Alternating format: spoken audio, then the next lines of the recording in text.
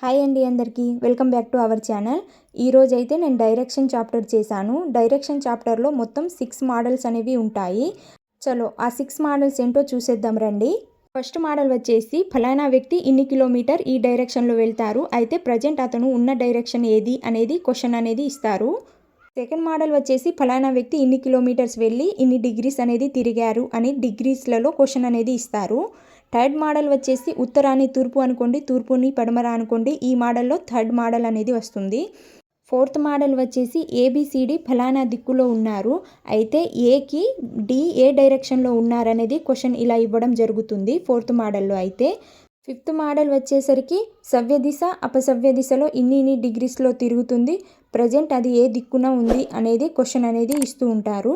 Sixth model వచ్చేసి సూర్యుడు గురించి ఉంటుంది. ఉదయించినప్పుడు నీడ అనేది ఎటువైపు పడుతుంది, అస్తమించినప్పుడు ఎటువైపు నీడ అనేది పడుతుంది అనేది క్వశ్చన్ ఉంటుంది. నచ్చితే కనుక నా ఛానల్ని సబ్స్క్రైబ్ చేసుకోండి, ఒక లైక్ ఇవ్వండి.